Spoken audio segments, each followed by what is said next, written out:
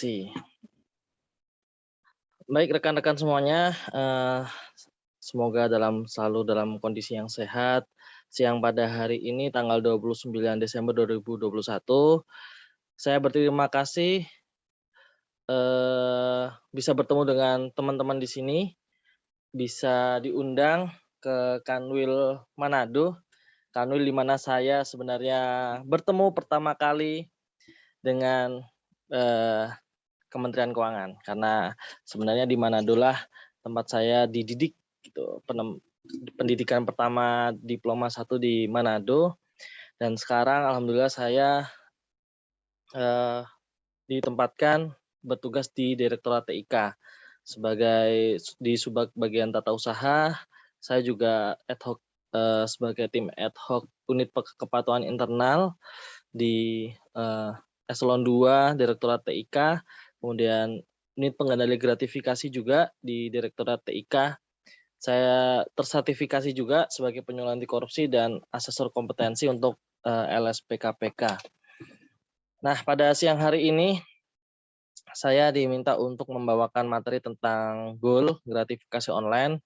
Namun sebelum itu mohon izin nanti saya akan sedikit untuk membahas tentang gratifikasinya apa, sehingga nanti ketika kita berbicara tentang gratifikasi online, kita juga bisa sudah memahami sebenarnya gratifikasi itu apa, mana gratifikasi yang bisa dilaporkan, mana gratifikasi yang tidak perlu dilaporkan karena tidak terindikasi atau bukan bukan sebagai tidak memenuhi unsur-unsur pidana. Dan, hari ini juga saya diminta untuk menyampaikan materi tentang bijak bermedsos nih. Materi yang mungkin sudah lama saya tidak bawakan lagi, terakhir kayaknya sebelum saya pindah ke TIK 2019. Nah, saat saya masih, menjadi tim admin DJP. Nah, sekarang udah sejak di TIK udah nggak ada karena nggak ada medsos juga di TIK. Tapi insya Allah ini saya mintakan, bahan tayangnya ke teman-teman P2 Humas untuk disampaikan ke teman-teman ini. Saya juga mengucapkan selamat kepada rekan-rekan Kanwil Sulutenggo Malut yang berhasil mencapai pencapaian 100% penerimaan negara, target penerimaan negara di Kanwil Sulutenggo Malut yang belum juga 1 minggu yang lalu ya, kayaknya 1 minggu lalu rekan-rekan di Sulutenggo Malut sudah menyampaikan, keberhasilannya, euforia, eee, 100%. Karena beberapa di antara teman-teman di sini saya mengenal dengan baik, rekan-rekan kuliah saya nih, ada Mas Tafid, Mas Rudik, Mas Dani, Mas Friga, Mas Dito yang sudah di Jakarta kembali lagi kangen Manado, kembali lagi ke sana. Baik, oke kita akan mulai. Rekan-rekan sekalian saya mohon izin untuk share screen.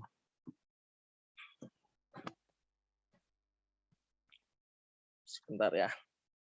Saya coba setting dulu sebentar.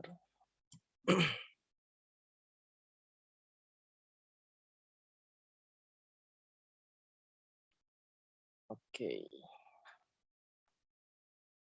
Oke. Slide saya ini udah kelihatan ya Mbak Rira? Kelihatan ya? Aman? Oke. Aman? Aman ya teman-teman sekalian? Kalau nggak kelihatan oke sip. Kalau nggak kelihatan atau suara saya terganggu mohon disampaikan. Kita akan membahas tentang gratifikasi terlebih dahulu, nanti sebelum kita akan membahas tentang goal. Goal itu sebenarnya gampang ya untuk mengaplikasikannya, tinggal ada panduannya juga di websitenya, ada panduan petunjuk tentang, penggunaan secara ada videonya, video panduannya juga ada tentang panduan e-book-nya juga. Nah, teman-teman tinggal ikutin. Tapi sebenarnya konsep gratifikasi itu apa, itu perlu disampaikan dulu, sehingga teman-teman bisa memilah mana yang nanti, berpotensi untuk, menjadi pelanggaran, menjadi fraud, dan menjadi, terpenuhi unsur-unsur pidana, dan mana gratifikasi yang tidak terpenuhi unsur-unsur pidana, dan itu bisa kita terima gitu. Nah, ini perlu kita ketahui karena pada survei tahun 2019, saya belum mendapatkan data yang terkini, tapi ini masih sering saya pakai karena banyak dari 2019 itu, sebenarnya kan undang-undang gratifikasi itu hadir di 2001, eee, hadir dalam pembaruan undang-undang Tipikornya. Di undang-undang Tipikornya sendiri itu terbit di tahun 99 dengan nomor 31. Kemudian diamandemen, diperbarui dengan Undang-Undang Nomor 20 Tahun 2001. Di situ ada pasal tentang gratifikasi. Tahun 2001 hingga tahun 2019 menunjukkan bahwa hanya 37% dari responden segmen masyarakat yang mengetahui istilah gratifikasi. Dan ini benar-benar, luar biasa ya, karena, masyarakat ini sebagai stakeholder kita, terutama teman-teman yang ada di, Kanwil maupun di KPP yang menemui langsung, berhadapan langsung dengan wajib pajak, mereka sebagai masyarakat. Dan kalau mereka kurang paham tentang gratifikasi dan kurang respon, kurang aware tentang mencegah memberi sesuatu kepada, pejabat publik atau pelayan masyarakat, atau PNS, maka ya seolah-olah gratifikasi itu hal yang diperbolehkan gitu. Dan hanya 13% responden dari segmen pemerintah yang pernah melapor terkait gratifikasi. Dan ini pelaporan ini, bisa jadi dua hal gitu ya. Bisa jadi memang tidak ada gratifikasi, bisa jadi, mungkin iklimnya sudah bagus, dan ekosistemnya sudah terbentuk dengan bagus, bisa jadi sebaliknya. Jadi karena tidak tahu itu gratifikasi atau bukan, boleh atau tidak, akhirnya diterima aja tanpa dilaporkan. Nah, ini yang menjadi permasalahan gitu. Nah, kita lanjutkan. Sorry. Maka sebelum saya lanjutkan ke materi, saya, mungkin coba untuk berdiskusi lagi sebagai pembuka materi ini, bahwa kita sebagai aparatur sipil negara sebenarnya sudah menerima gaji, sudah menerima tunjangan, dan segala macam bentuk pemberian oleh negara yang terkait dengan penghasilan kita, atas pelayanan publik yang kita sudah berikan kepada masyarakat gitu. Jadi, ketika kita memberikan pelayanan kepada masyarakat, berkonsultasi tentang administrasi perpajakan, kemudian melayani keberatan, melayani, proses, eee, penerbitan surat-surat ketetapan, itu sebenarnya kita sudah digaji oleh negara atas kegiatan ini. Maka ketika masyarakat memberikan sesuatu kepada kita karena proses pelayanan kita itu tidak sepantasnya kita menerima. Karena kita sudah menerima gaji sebenarnya, kita digaji karena ya kita digaji untuk melayani masyarakat gitu. Karena kalau masyarakat merasa terima kasih atas pelayanan kita, itu sebenarnya konsep yang salah gitu. Karena sebenarnya kalau terima kasih ya sebenarnya dengan mereka membayar pajak dengan benar, kemudian tertib, maka penerimaan negara berhasil, kan teman-teman sendiri yang, dapat reward-nya nanti. Jadi caranya itu sebenarnya seperti itu, bukan untuk diberikan atas pelayanan publik itu. Nah, kalau diberikan atas pelayanan publik padahal sebenarnya pelayanan publik itu free gitu ya, rasa terima kasih aja misalkan, teman-teman nggak menuntut harus, dilayani gitu ya. Tapi ya itu tadi, karena sudah menjadi pelayan publik, maka sebaiknya dan seharusnya yang kita terima hanyalah yang sudah dari negara dan atas pemberian dari masyarakat, karena pelayanan kita, karena status kita sebagai ASN sebaiknya tidak diterima. Yang perlu digarisbawahi adalah karena status kita sebagai ASN, karena kita pegawai pajak, kemudian ada wajib pajak, maka kita tidak sepantasnya menerima pemberian apapun. Kecuali misalkan pemberian orang tua kepada anaknya yang yang petugas pajak atau pegawai pajak, maka ya yang itu nggak masalah, apalagi itu berlaku secara umum, tidak ada konflik kepentingan dan sebagainya. Nanti kita akan berbicara lebih banyak di situ. Baik, ini kolom chatnya rame. Mohon bantuannya untuk dikawal angkatannya, Kak. Iya, silakan kalau teman-teman mau ke TIK, monggo. Malah nggak fokus. Ya, fokus lagi ya. Katanya mau dibantu, ke TIK butuh orang. Ya, kita lanjutkan. Kenapa fraud bisa, terjadi? Nah, kenapa gratifikasi itu bisa diterima? Kenapa gratifikasi itu, orang bisa menerima dan orang bisa memberikan? ada 4 sebenarnya fraud ini kan luas ya teman-teman sekalian, bisa korupsi, bisa pelanggaran-pelanggaran yang lain, gitu. Tapi, yang kalau berhubungan dengan gratifikasi tentu, gratifikasi ini diterima bisa jadi karena tekanan, baik tekanan kebutuhan, tekanan, orang lain gitu ya, kalau nggak diterima bakal bakal terancam nyawa misalkan, ada kok seperti itu, ada. Jadi ketika ada pernah cerita ketika ada suatu pembicara PNS juga diundang stakeholder-nya di daerah timur sana, kemudian kalau nggak dibawa bakal ini, terancam nyawa. Jadi makanya akhirnya terjadilah itu, gitu. Nah, tapi, bagaimana dengan itu gitu ya, bagaimana dengan kalau posisinya terancam atau tertekan gitu, nanti kita akan bahas di goalnya. Juga punya kapasitas. Nah, punya kapasitas. Orang-orang yang mungkin bukan pegawai pajak dan pegawai pajak akan punya kapasitas menerima bahkan lebih besar, punya potensi menerima gratifikasi pemberian dari masyarakat atau wajib pajak gitu, daripada yang lain. Petugas pegawai pajak dengan pegawai misalkan, di kantor-kantor yang lain akan mempunyai kans yang berbeda. Nah, kapasitas inilah yang menyebabkan gratifikasi yang memenuhi unsur pidana itu bisa terpenuhi. Selanjutnya rasionalisasi.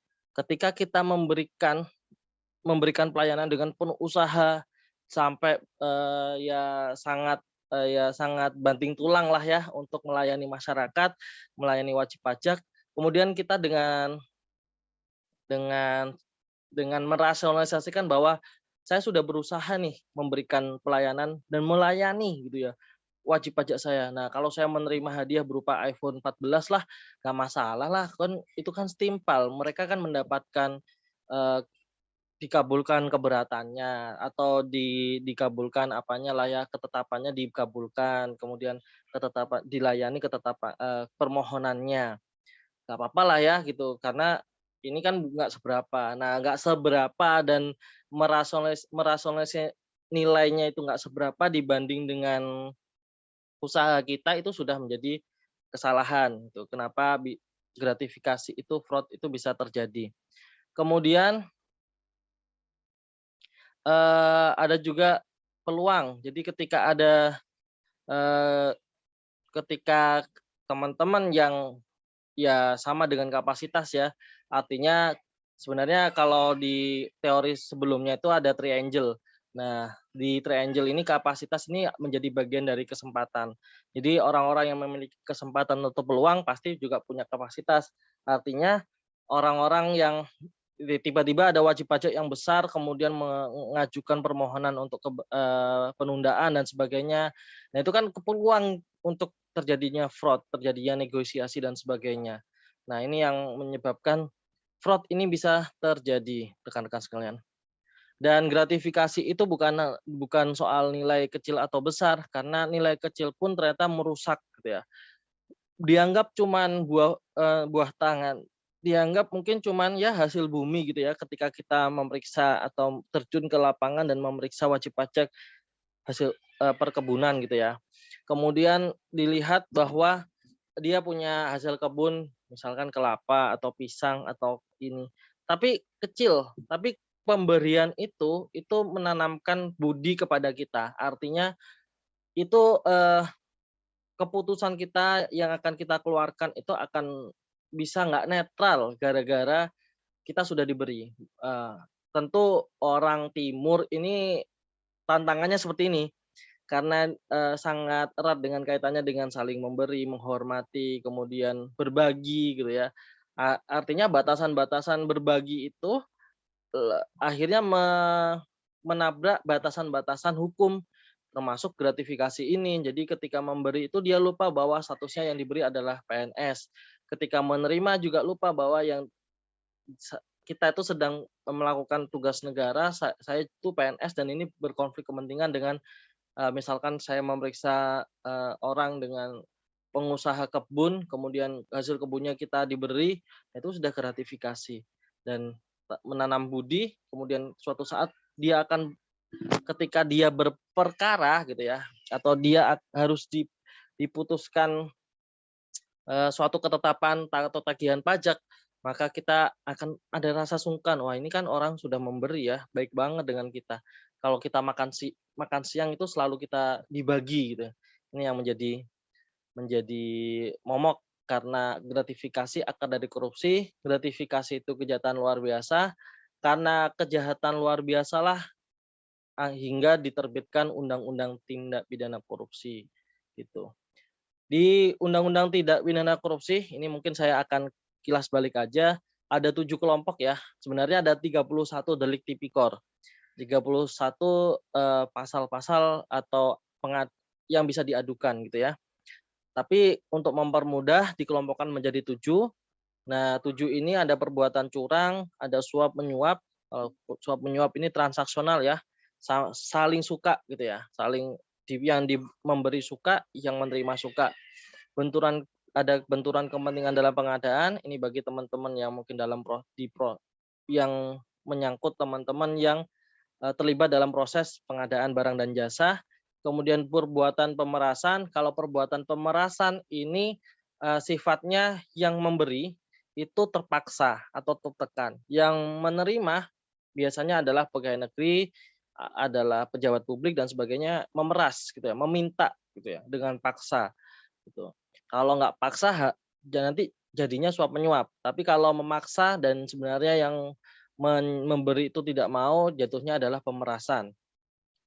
Kemudian terkait kerugian negara, apabila auditor pemerintah sudah menghitung apakah ada kerugian negara yang ditimbulkan, karena tidak semua dari tipikor ini ujungnya adalah kerugian keuangan negara, tidak, eee, tapi merugikan negara nanti suatu saat gitu. Gratifikasi juga gitu kan, nggak ada hubungannya dengan keuangan negara, yang dikasih kan uang-uang sendiri, uangnya mereka, tapi ujungnya nanti ketika tidak ada independensi dalam mengeluarkan sebuah keputusan, maka itu sudah jatuhnya bisa merugikan negara. Ada lagi penggelapan dalam jabatan dan gratifikasi. Nah, di gratifikasi ini kalau dalam undang-undangnya disebutkan bahwa pemberian dalam arti luas gitu ya.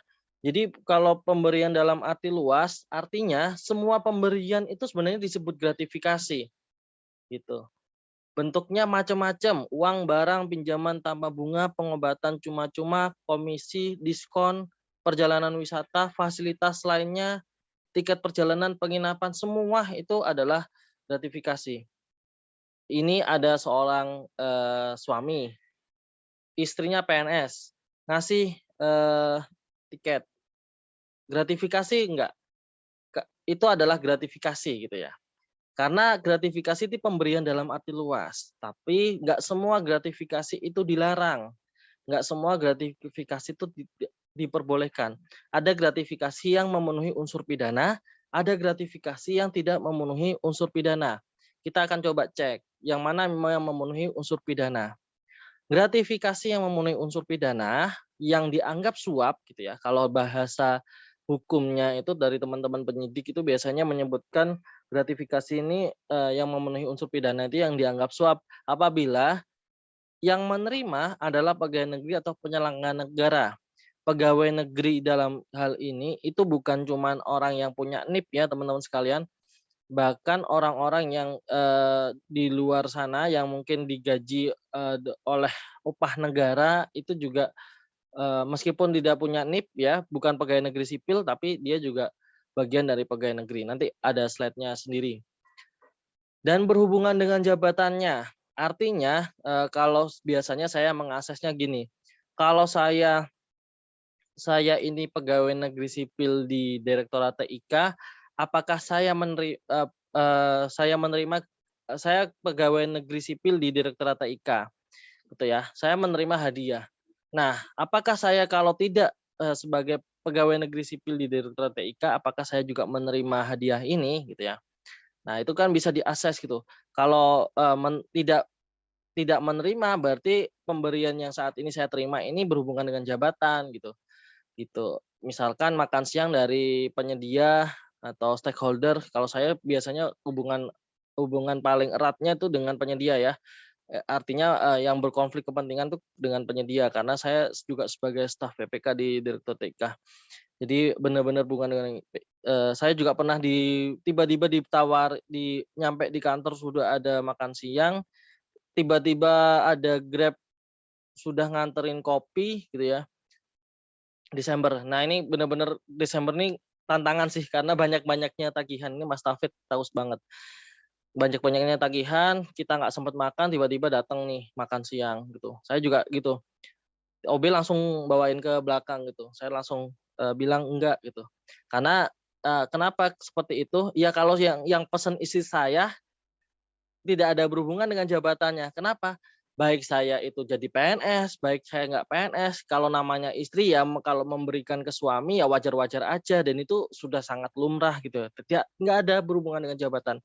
Lain halnya misalkan, vendor atau penyedia yang memberikan makan siang ke saya, itu pasti ada hubungan dengan jabatan. Kalau saya nggak PNS di situ, nggak mungkin saya mendapatkan makan siang dari penyedia, itu. Kuncinya di situ. Dan bisa berpotensi untuk berlawanan dengan kewajiban atau tugasnya. Nah ini kalau saya terima makan siang itu, saya punya utang budi nih. Nah ini utang budi untuk ya diperlancar, dipercepat, minimal didahulukan proses penagihan pembayarannya, kan ini kan juga menjadi, suatu yang akhirnya nggak netral lagi, nggak adil lagi dan sebagainya, gitu teman-teman. Makanya gratifikasi ini dianggap akar dari korupsi karena kecil, gitu, cuman makan siang lah, atau apalagi yang besar ya, apalagi yang besar pasti berpengaruh terhadap terhadap keputusan kita. Yang kecil kayak makan siang, snack dan sebagainya ketika sudah didapat dan kita merasa punya hutang budi, nah cara mengembalikan hutang budinya kan dari apa yang kita lakukan itu, pelayanan yang kita bisa berikan, gitu. Nah ini kalau nilainya kurang dari lebih dari 10 juta ini dibuktikan sendiri oleh si penerima gratifikasinya, artinya pembuktian terbalik ya. Misalkan ada penyelidikan gitu, terus kemudian ditanyain, "Harta sekian ini dapat dari mana?" Gitu ya. Nah ini dilacak. Nah kalau nggak bisa dibuktikan berarti itu langsung dijadikan alat bukti gratifikasi. Tapi kalau kurang dari 10 juta, ini yang membuktikan adalah jaksa penuntut umum, gitu.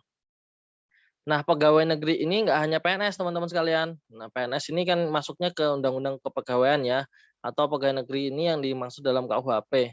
Tapi orang-orang yang menerima gaji atau upah dari keuangan negara atau daerah itu juga bisa disebut pegawai negeri. Di Undang-Undang Tipikor itu disebut seperti itu.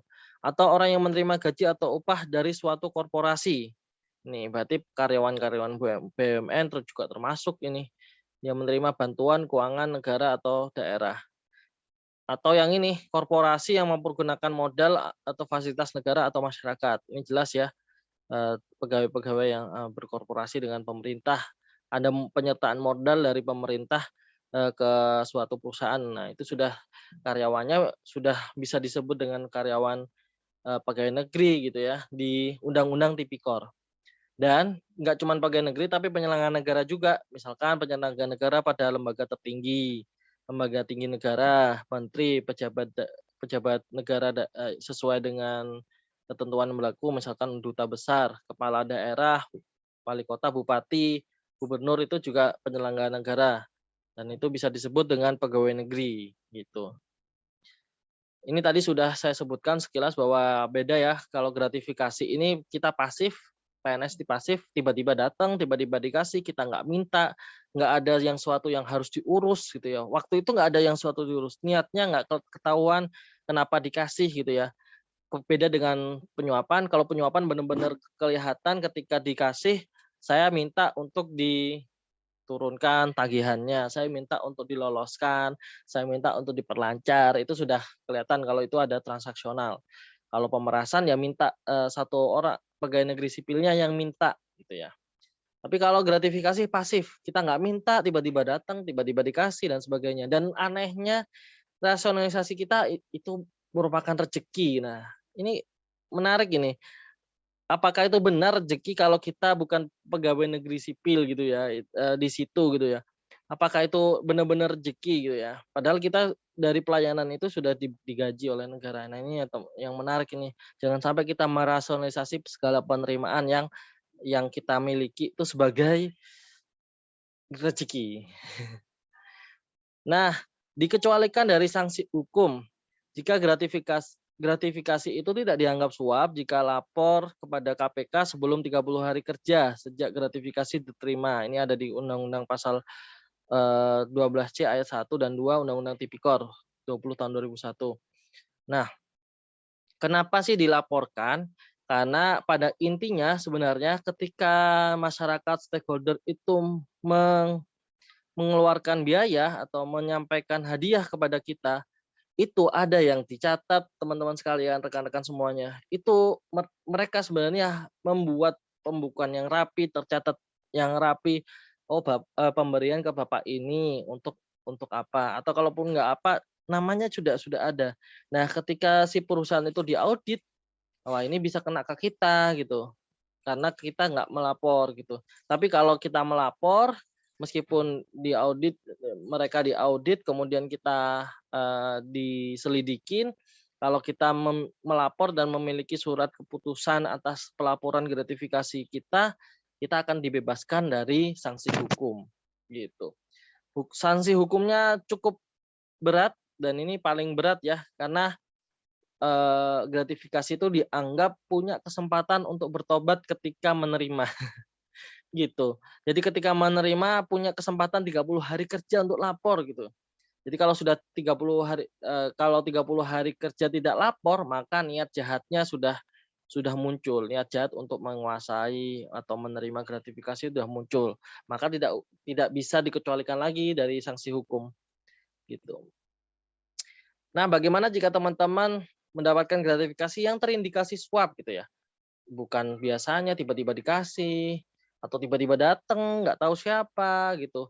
Maka kalau terindikasi gratifikasi yang suap, tolak dulu kalau orangnya ada.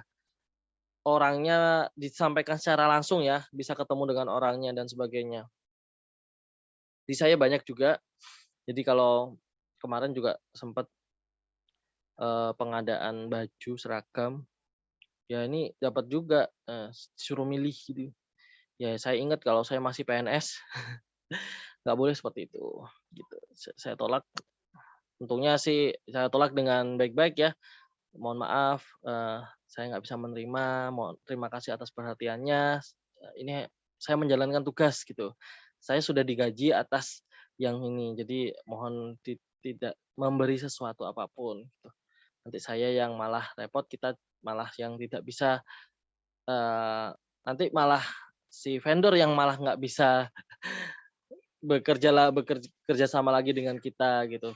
Saya juga nggak bisa lagi untuk ini, kalau kita sudah kena etik ya kita masalah gitu. Jadi saya tolak benar-benar gitu. Terakhir itu, terakhir kalau nggak iya memang ditawarin, nawarin sudah selesai pengadaan bajunya kemudian ditawarin nih, baju batik atau ini, jas jaket gitu. Saya bilang kalau saya masih PNS dan aturan PNS nggak boleh menerima apapun gitu, apalagi terindikasi gitu, gitu. Meskipun sedekat apapun ya, kalau deket ya nggak masalah ini ya, kalau ramah dan sebagainya. Saya sama penyedia juga nggak terlalu nggak yang strict-strict amat ya. Jadi misalkan ya karena mereka juga membantu kita menyuplai barang dan jasa di kantor kita ya, ya welcome-welcome saja yang tidak melanggar aturan gitu. Kode etiknya tetap harus dijalankan.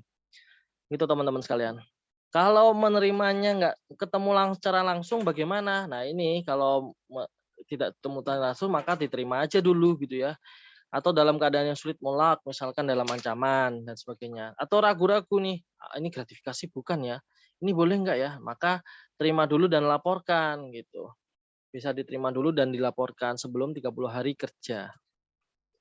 Nah, kalau gitu bagaimana gratifikasi yang wajib lapor atau gratifikasi yang tidak wajib laporkan? Nah, ini nanti akan masuk ke goal-nya, ke gratifikasi online, pelaporan aplikasi gratifikasi online. Jadi kalau kalau teman-teman sudah tahu ini, teman-teman sudah bisa memfilter dulu mana yang harus dilaporkan, mana yang tidak perlu dilaporkan, gitu.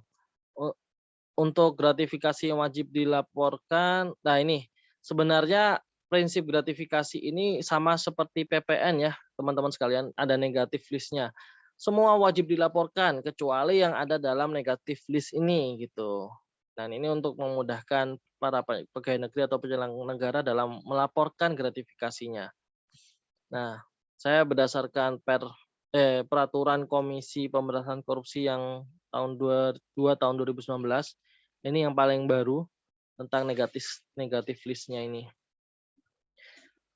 Yang pertama, karena hubungan keluarga sepanjang tidak memiliki konflik kepentingan. Nggak apa-apa ya, kalau ayah memberikan Ferrari ke anaknya, tapi nggak ada hubungan keluarga ya. Nggak ada konflik kepentingan, sorry, nggak konflik kepentingan. Bukan karena si ayah itu lagi tender, lagi menangkan tender atau bermasalah tentang administrasi perpajakannya dan pengen diurus. Nah, ini yang nggak boleh gitu ya, teman-teman sekalian. Kemudian, tapi kalau, keluarga yang artinya normal aja gitu ya, istri ke suami gitu, dan tidak ada pengaruhnya terhadap kinerja kita, yang nggak apa-apa, itu bukan gratifikasi yang tidak wajib dilaporkan.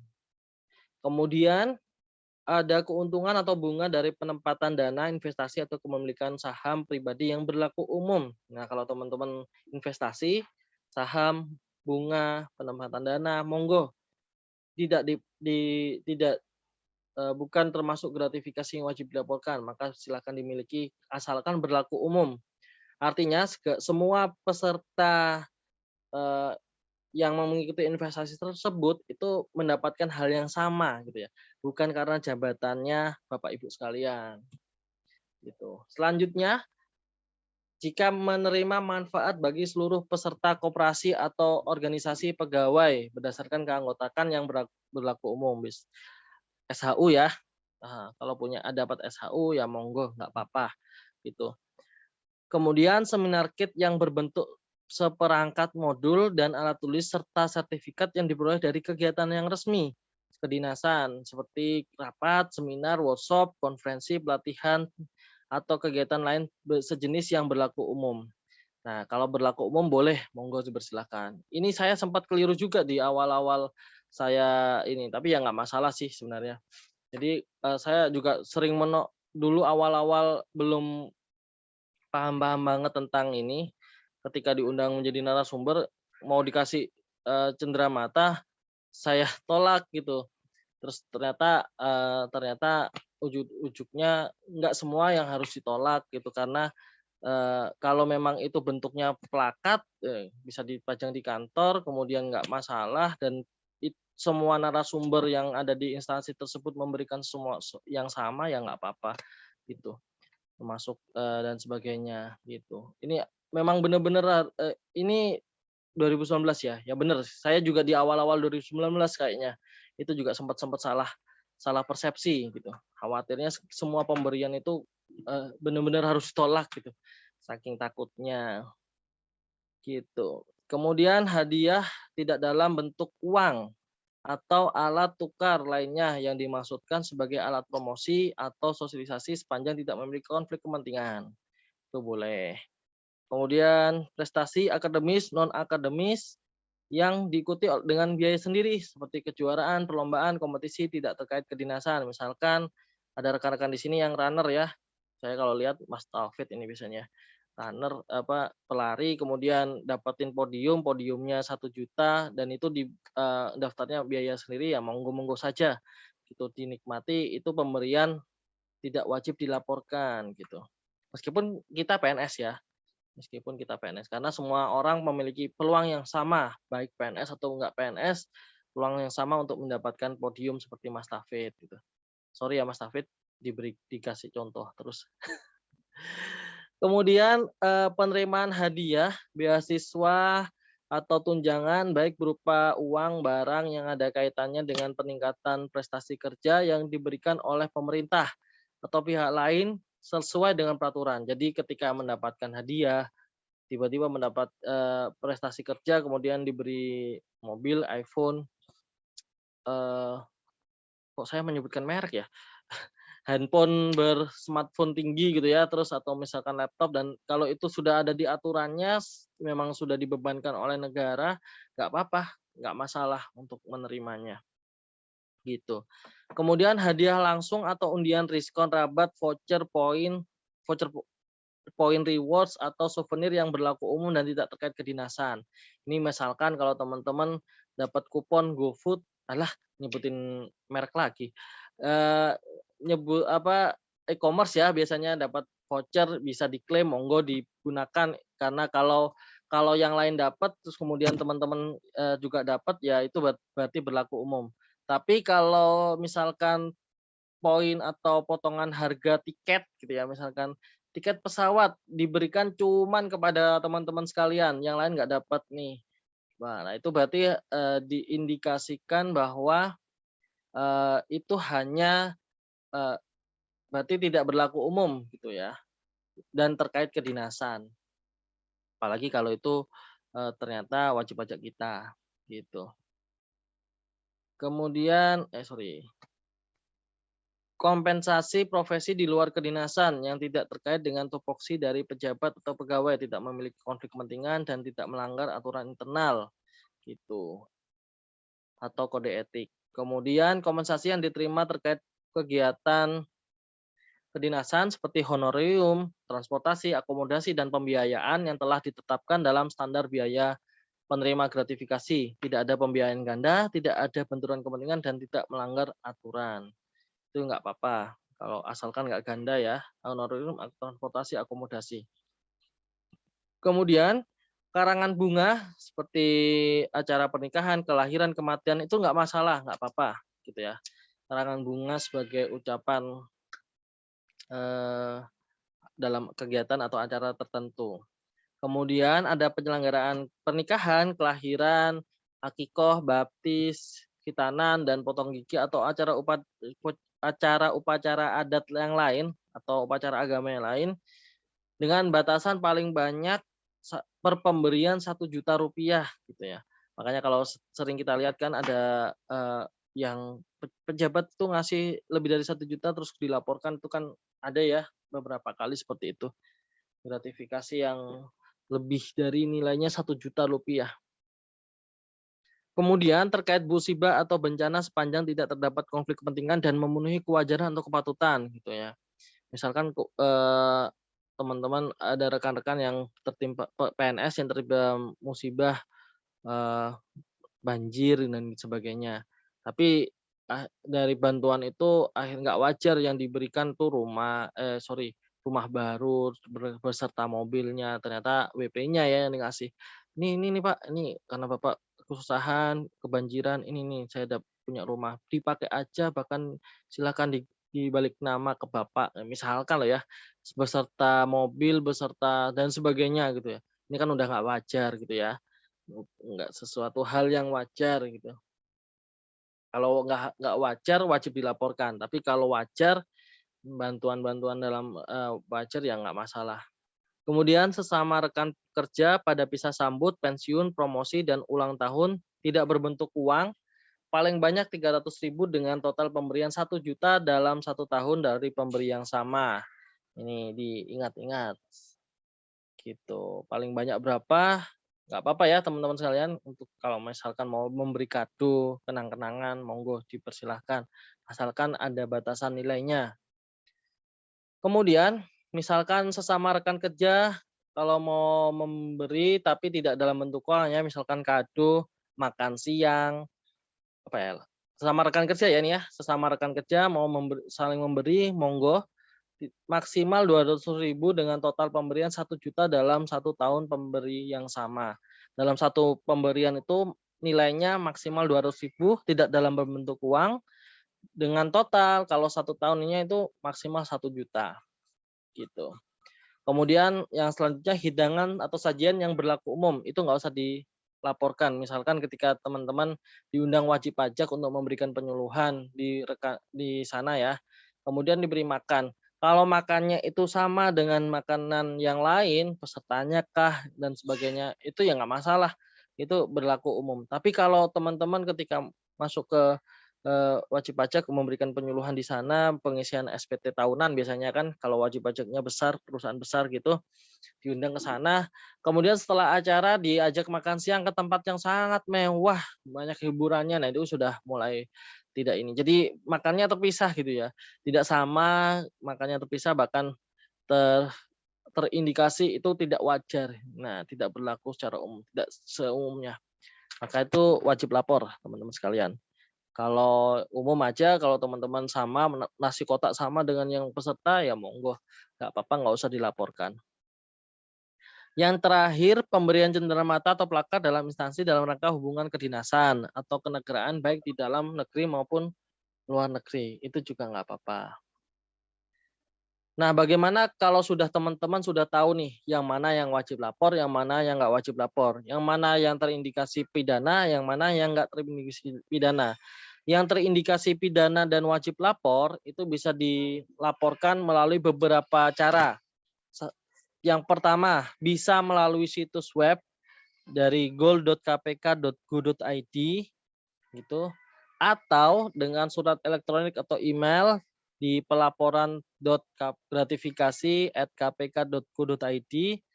Bisa juga dengan aplikasi Gol KPK, silakan kalau teman-teman mendownload ada smartphone di dekatnya, kemudian silakan mendownload Gol KPK, baik di App Store maupun Play Store sudah tersedia.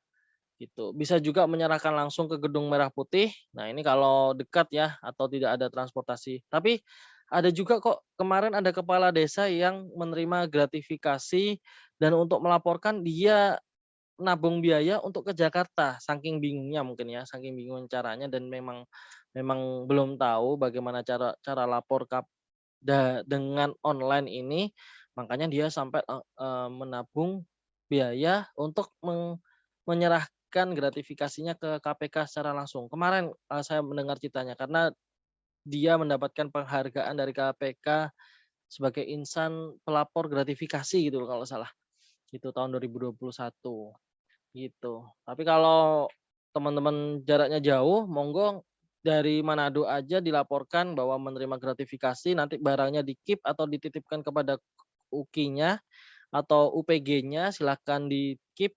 Nanti, ketika diputuskan, itu kan bisa diputuskan diterima atau ditolak ya, diterima atau diterima kalau diterima artinya bisa dimiliki oleh si pelapornya. Tapi kalau ditolak artinya bukan ditolak ya, bunyinya itu menjadi hak negara. Jadi harus dikembalikan ke negara melalui KPPN biasanya, gitu. Kemudian melalui kurir pos dialamatkan ke KPK atau melalui UPG-nya masing-masing. Di Kanwil ada ya UPG-nya, insya Allah bisa dilaporkan. Nah, ini bentuk aplikasinya, aplikasi Gol, gratifikasi online, silahkan dicari aja gitu. Apalagi kalau teman-teman yang punya potensi tinggi nih, sering dapetin gratifikasi, monggo silahkan bisa dicari gitu. Atau ini websitenya di golkpk.go.id. Di websitenya itu ada Pak, bagaimana cara menggunakan ya. Nah, ini maksud saya, teman-teman bisa pelajari di sini. Ada videonya, ada bukunya, buku panduannya gitu. Bisa dipelajari di sini. Yang video maupun pengguna individu gitu. Gitu. Atau kalau mau mobil app gitu bisa di sini. Nah, ini bisa, mengakses ini juga kalau mau menggunakan, linknya gitu ya, golkpk.go.id. Nah, ini ada tutorialnya atau di sini aja golkpk.go.id nanti bisa ada tutorialnya, ada cara membuat dan sebagainya, gitu. Nah, kenapa harus Gol KPK? Pasti tentu mudah dan murah ya, nggak usah pesan tiket ke Jakarta, nggak usah repot-repot, mudah juga dari Manado aja, gitu. Cepat, jadi ketika sudah dilaporkan, biasanya langsung bisa diproses gitu. Kemudian database-nya terintegrasi, baik langsung bisa dilaporkan ke UPK misalkan sorry kok UPK, UPG ya, UPG gitu ya. Jadi ketika misalkan dari pelapor melaporkan gratifikasi, maka UPG-nya sudah langsung terintegrasi tahu. Kemudian langsung diproses juga langsung ke KPK. bisa mengakses di mana saja dan kapan saja. Tapi kalau mau pakai pos, nah begini bentuknya suratnya.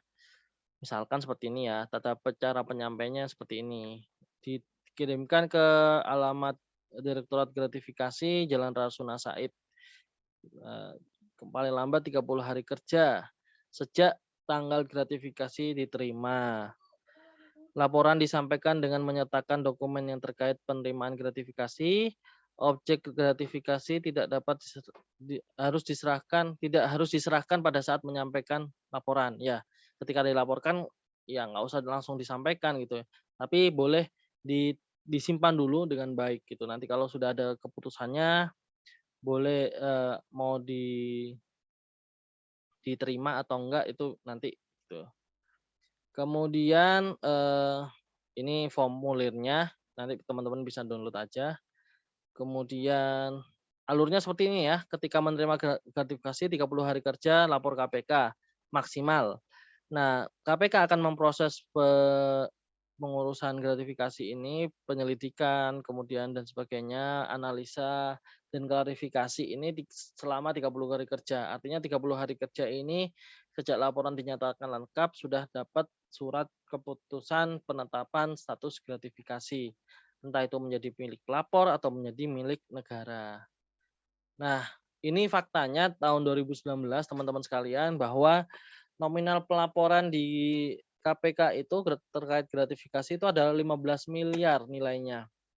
Namun, eee, yang diputuskan untuk jadi milik penerima, milik pelapornya itu 12 miliar. Yang dikembalikan ke negara cuma 2,3 miliar. Artinya nggak semua sebenarnya gratifikasi itu tidak diperbolehkan. Nah, makanya teman-teman bisa mengakses diri sendiri gitu.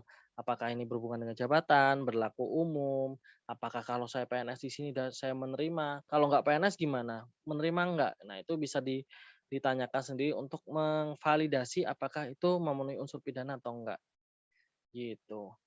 Yang terakhir, kalau terkait dengan gratifikasi, nilai gratifikasi yang kita terima itu menunjukkan nilai harga diri kita, integritas tentang masa depan, nggak apa-apa kalau mungkin kita salah di masa lalu, ke depan kita mari perbaiki untuk negeri ini.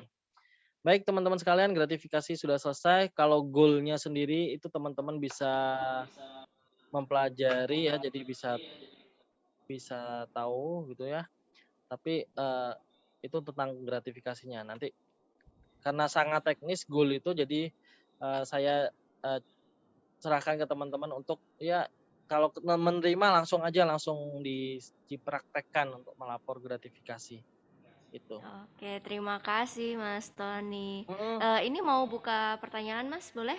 boleh silakan, Ya, Bapak Ibu dan teman-teman kalau mungkin ada pertanyaan bisa langsung ditulis aja di kolom chat monggo monggo. atau raise hand. Eh, tapi mungkin sambil menunggu pertanyaan, Mhm, karena ini biar nggak bertabrakan dengan jam sholat asar ya Mas ya, nggih nggih, kita lanjut aja ya boleh, di yang bijak berikutnya, bermedsos ya. di bijak bermedsos. Iya, Oke, baik, terima kasih Mas. siap sama-sama Mbak Rira. Oke kita lanjutkan, sesuai dengan petunjuk dan arahan Ibu Rira. Oke, kelihatan ya slide saya, bijak bermedsos ini?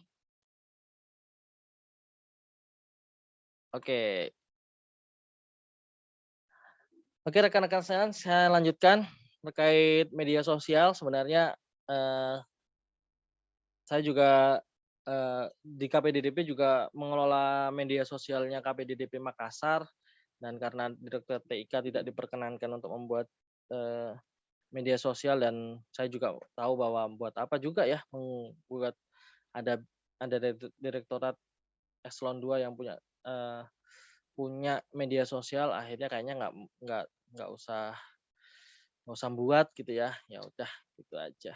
Tapi ini coba saya sampaikan lagi, saya sudah minta bahannya ini dari P2 Humas, mudah-mudahan bisa dibagikan sama teman-teman, gitu. Nah, oke. Jadi teman-teman sekalian, karena media sosial, maka saya punya titipan nih dari teman-teman Medhumas.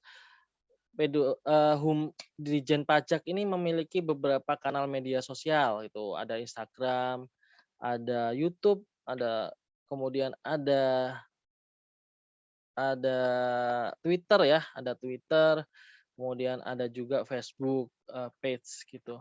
Yang terakhir ada TikTok. Nah, ini yang terakhir. Kalau teman-teman, punya media sosial silahkan di-follow gitu ya, silahkan di-follow. Nah, kenapa, materi ini perlu disampaikan kepada teman-teman sekalian?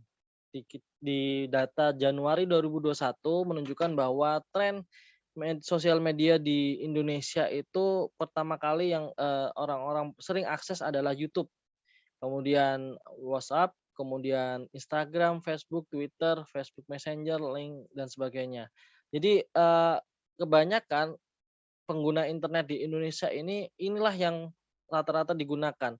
Kalau kita lihat di 5 teratas, 5 teratas ya, Facebook, Twitter, Instagram, ini semua, berkaitan dengan media sosial gitu. WhatsApp juga iya, YouTube juga iya gitu dan sebagainya. Yang ini menunjukkan bahwa memang, kecenderungan untuk kita mengakses media sosial sangat, kuat gitu. Nah, kira-kira ada nggak yang nggak punya media sosial? Ini menarik, biasanya kalau nggak punya media sosial biasanya punya pilihan untuk tidak memakai media sosial. Tapi pada umumnya rata-rata sih orang memiliki, media sosial biasanya sebagai representasi pemikiran, sharing, atau bahkan, representasi tentang, dirinya di dunia maya gitu. Nah, kalau teman-teman memiliki media sosial, maka, kampanye bijak dalam bermedia sosial ini perlu ditingkatkan atau diterapkan. Pastikan bahwa informasi yang kita tulis atau kita bagikan tidak melanggar etika bernegara, bermasyarakat, standar etika ASN, dan etika lainnya. Karena sebenarnya media sosial ini ranahnya adalah ranah kita sendiri, private ya.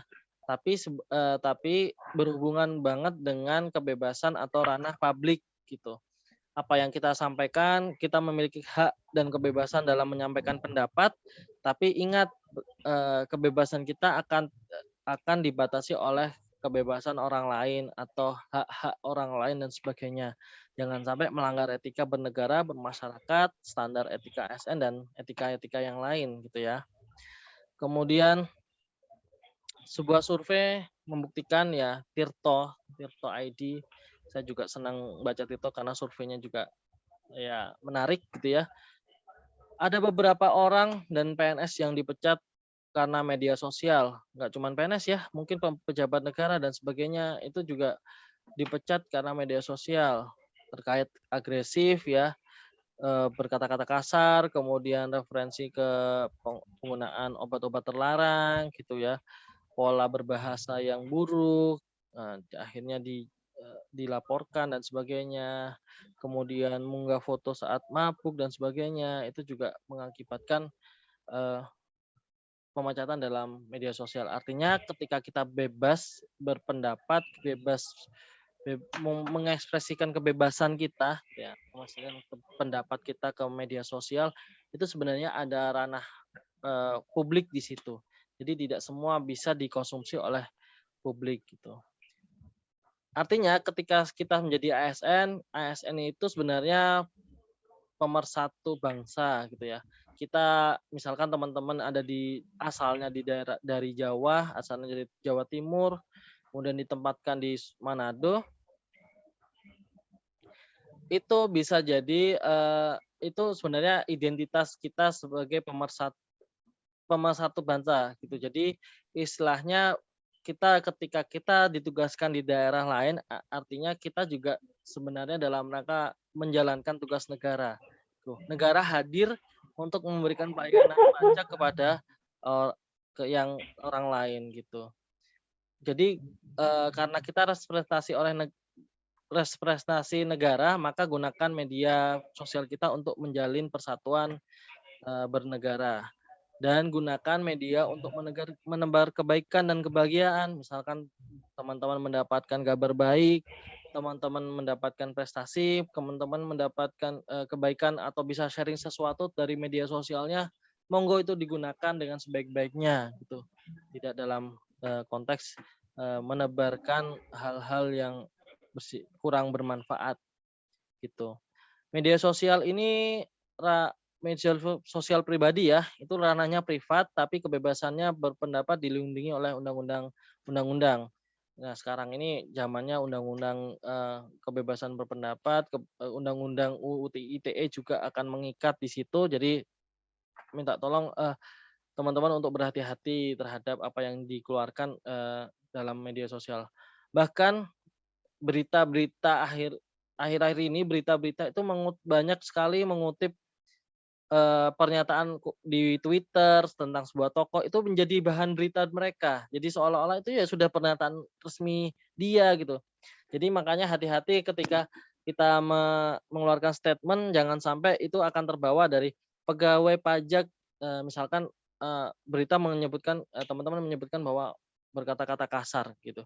Kemudian muncullah berita bahwa pegawai pajak di Kanwil ini itu menyebutkan bahwa pelayanan di sini ini. Nah, itu kan sudah mengrepresentasi kantornya gitu ya. Jadi malah nggak bagus. Meskipun ketika berbicara di depan, di media sosial kita, kita nggak menyinggung tentang kantor kita gitu. Tapi kan namanya jurnalis bisa melacak dan bisa mengkombinasikan antara status kita sebagai ASN dengan bagaimana kita berpendapat di ruang publik gitu. Media sosial pribadi, ini punya hak hak seseorang bersinggungan dengan aturan. Pada diri pribadi melekat jabatan gitu, sama halnya dengan gratifikasi tadi ya teman-teman sekalian, bahwa di diri kita juga melekat jabatan kita sebagai ASN gitu. Jangan lupakan ketika kita ngomong tentang sesuatu, kita memposting sesuatu, itu sebenarnya kita, eee, kalau ASN ini normanya wajib wajar nggak ya? Tidak melanggar nilai-nilai nggak ya gitu. Kalau kita sharing tentang bagaimana membuat website yang interaktif dan sebagainya atau tutorial apalah gitu ya. Nah, itu dilihat apakah ini berkaitan dengan jabatan atau enggak. Kalau memang ya karena kita ASN pantas enggak meng-posting itu benar-benar selalu difilter gitu ya ketika menyampaikan sesuatu. Setiap ide yang dilontarkan ada konsekuensinya. Nah, jadi ada konsekuensi, kemudian amplify bahwa konten positif itu bisa lebih banyak mendapatkan engagement, gitu. Kemudian, ini ada tips asik ya untuk bermedia sosial, pahami karakteristik tiap platform media sosial. Kalau Twitter bisa lebih bebas, biasanya ya, kalau, Instagram itu bisa angle-nya itu ke foto gitu ya, maka yang di-share itu bisa berupa grafisnya, diutamakan grafisnya, kalau Facebook itu penggunanya siapa, itu bisa disesuaikan. Pahami juga status pekerjaan, pahami kapasitas dan kapabilitas. Kita pegawai negeri, kita nggak mungkin juga ngomongin soal politik jauh-jauh gitu ya, seolah-olah kita pengamat politik gitu. Nggak perlu. Kita ada di Manado, misalkan kemudian, kita berasal dari daerah Jawa Timur, kita ngomentarin isu politik yang ada di Jakarta, kan nggak sinkron, gitu. Ingat aturan institusi, gunakan bahasa yang baik, jangan berkata yang kasar, gitu.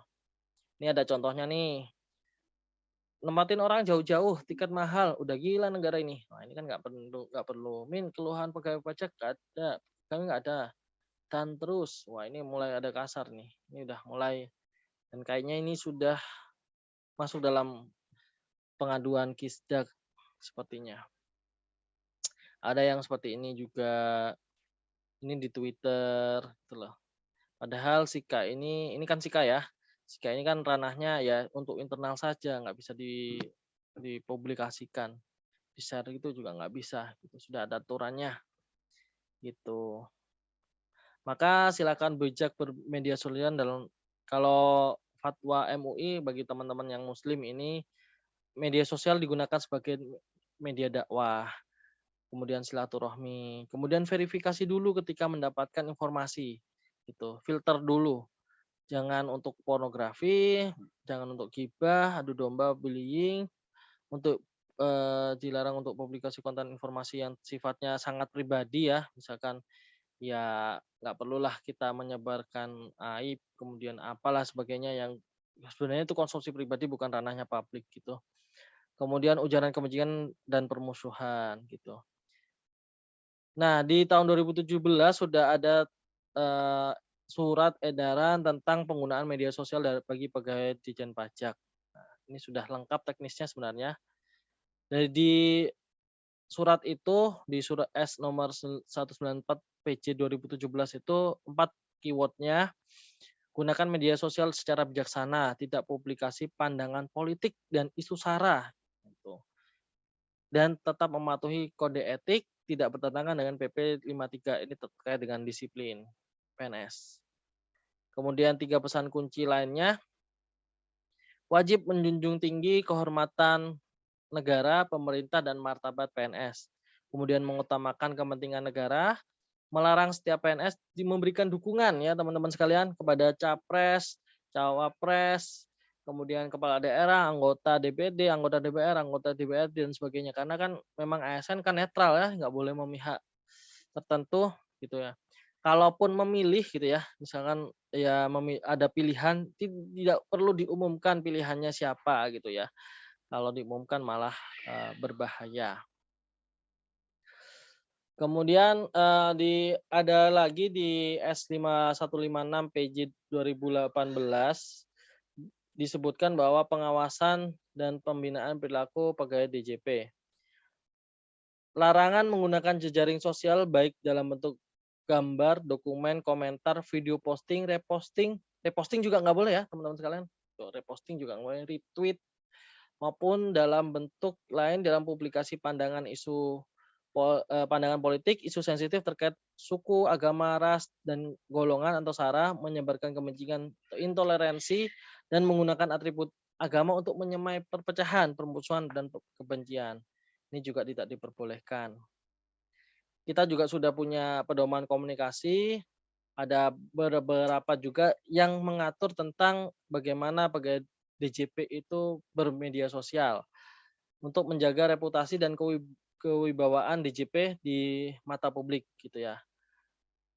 Pegawai DJP dalam bermedia sosial wajib mengetahui dan mematuhi kode etik PNS, wajib memahami konsekuensi yang dapat mengaruhi reputasi dan kewibawaan DJP.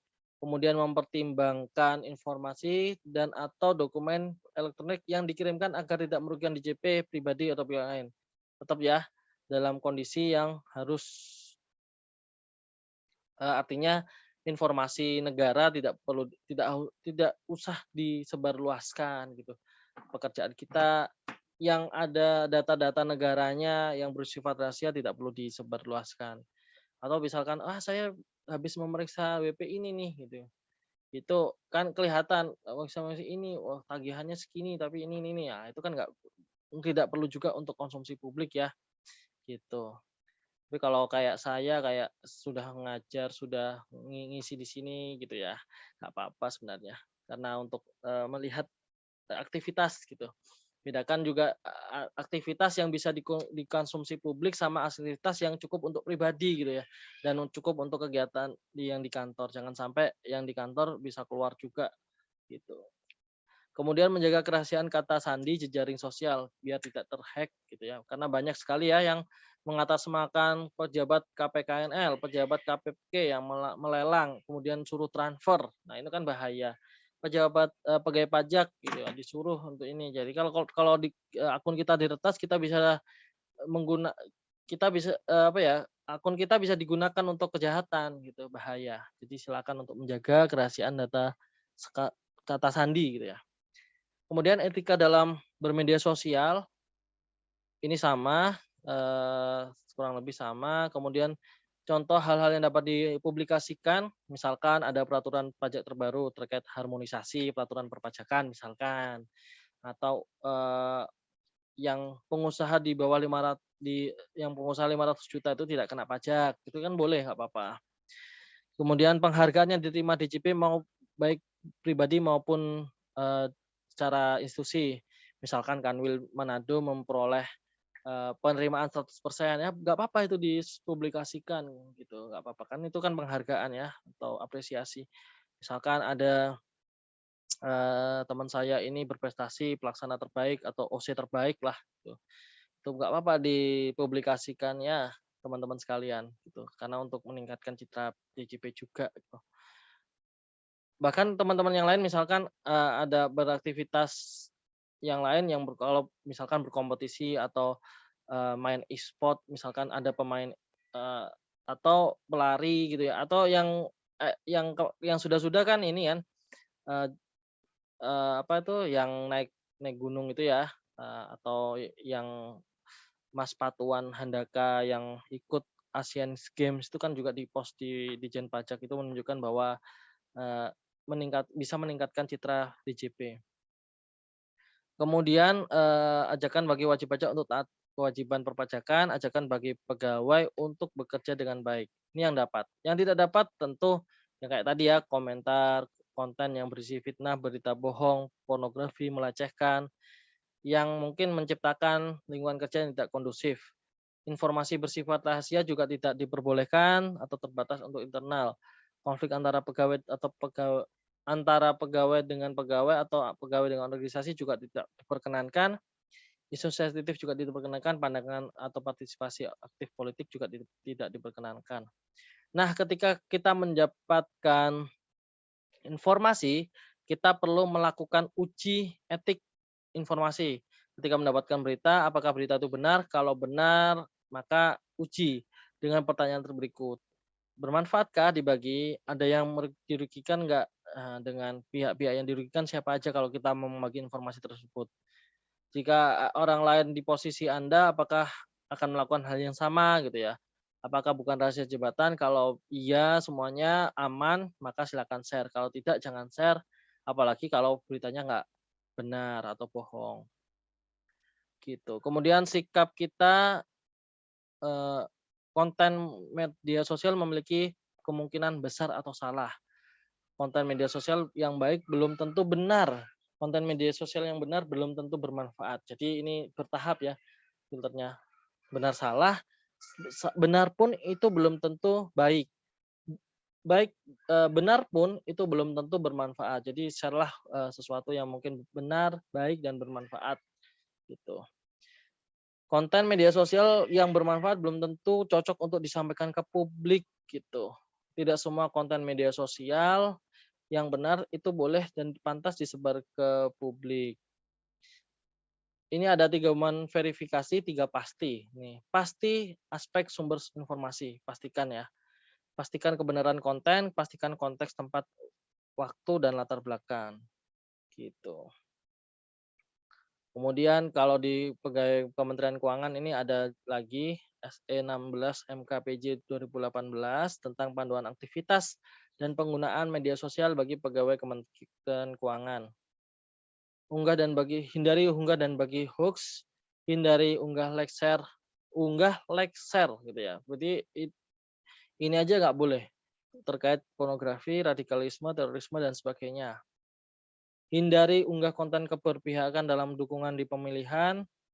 Prinsipnya adalah ASN bagian dari pemerintah, mengabdi untuk masyarakat. Sikap politik adalah hak pribadi, tetapi menjadi ASN adalah memihak ke masyarakat. Jadi boleh memilih, tapi silakan untuk kepentingan pribadi saja, gitu, tidak untuk mempengaruhi orang lain.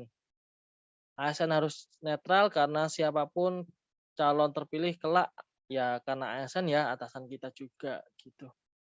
Hindari unggah konten informasi rahasia pekerjaan, negara, atau yang belum terpublikasi gitu ya. Kalau benar-benar belum rilis ya hindari dulu gitu. Termasuk yang mungkin, reward-reward ya nggak yang reward ketika kita dapat 100% juga sebenarnya nggak perlu-perlu juga untuk disampaikan ke publik ya, biar kita saja itu di-keep aja. Biarkan itu sampai dengan aman sentosa di rekening kita masing-masing, kalaupun ada ya. Saya juga nggak tahu ini benar apa salah gitu. Ada atau enggak juga nggak tahu. Kita nantikan aja. Tapi nggak perlu juga mengumbar, atau benar-benar sangat ya mengumbar penantian atau bertanya-tanya dan sebagainya, udah itu bukan bukan saluran yang tepat media sosial itu. Kalau mau bertanya-tanya ya silahkan bertanya langsung ke stakeholder di kantor pusat yang memang benar-benar mengerti gitu. Jika sedang di perjalanan dinas, hindari unggahan yang dapat diasosiasikan sebagai pemborosan APBN. Ini biasanya menghindari netizen-netizen yang berkata tidak kita inginkan. Nah, ini hindari menggunakan kata Kemenku atau DJP atau instansi dalam penggunaan nama akun pribadi, misalnya Muhlifa Fatoniawan underscore DJP, itu tidak diperkenankan. Atau Kemenku tidak diperkenankan.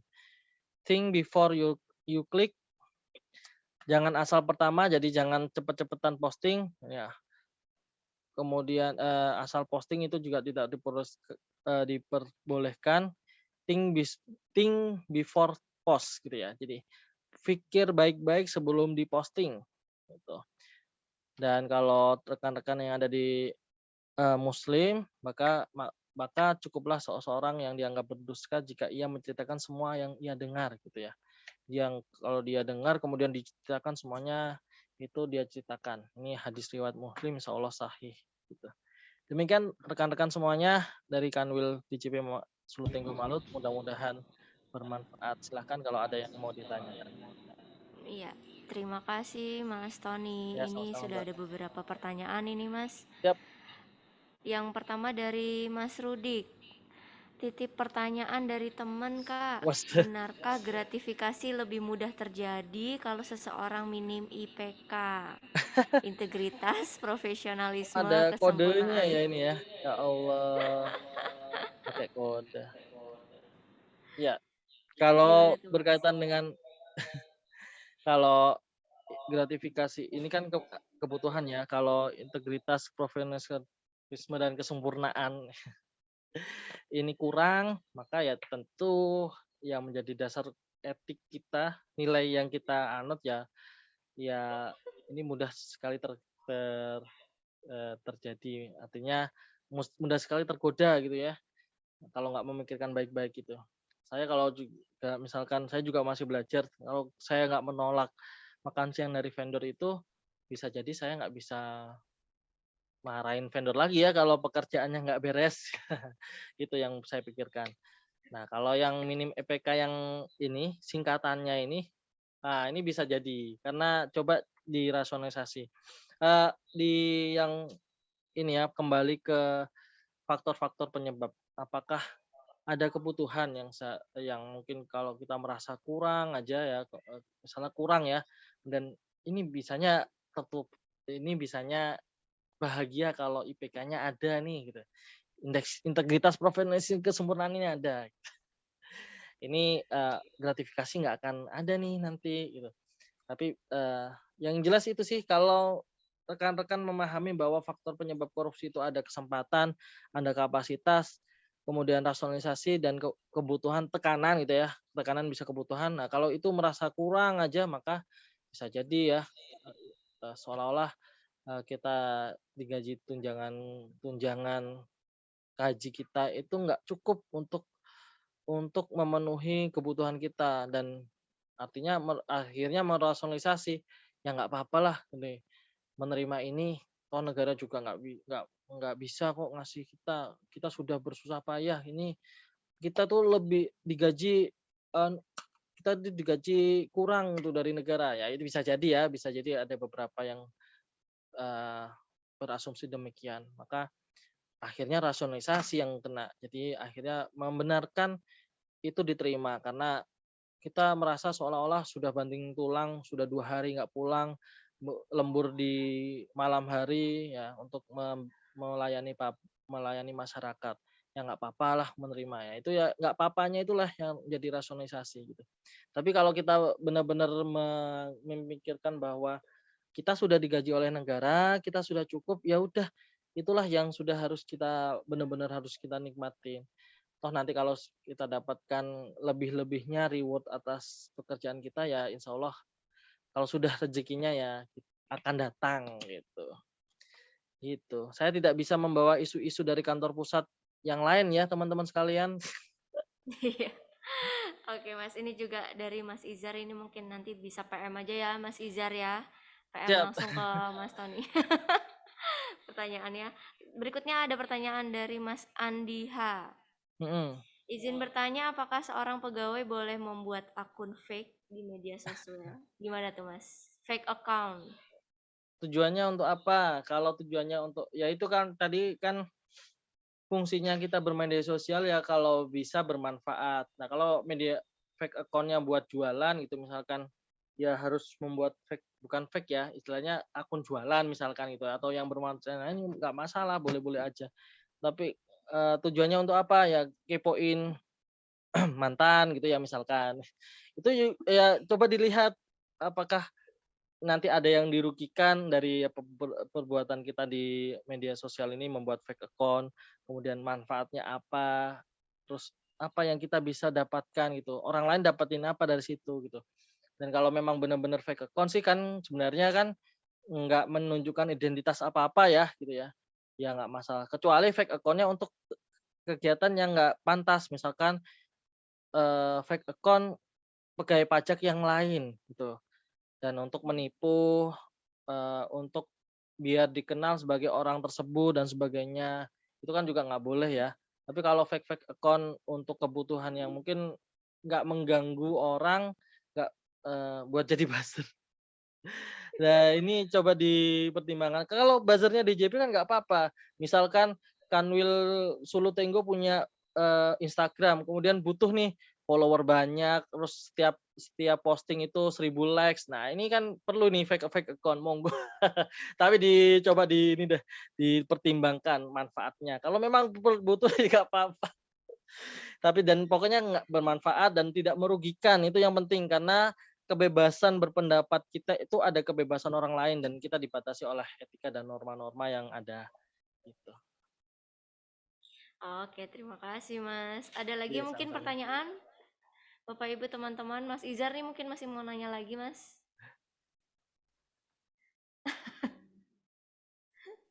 Tips and tricks jadi buzzer Mas Izar mungkin habis ini IHT ya. Nah, cocok. Oke, udah masih ada pertanyaan lagi? Bisa raise hand atau tulis di kolom chat.